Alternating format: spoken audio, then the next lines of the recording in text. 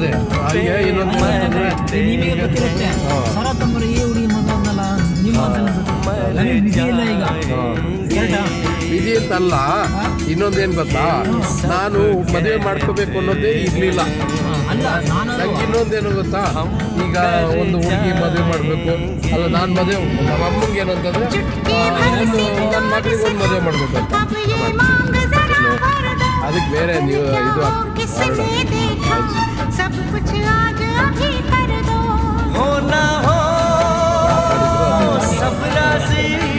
ಅಲ್ಲೇ ಬಂದ್ವಾ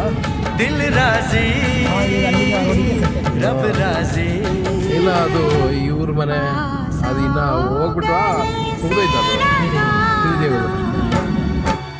हमको हमी से चुरा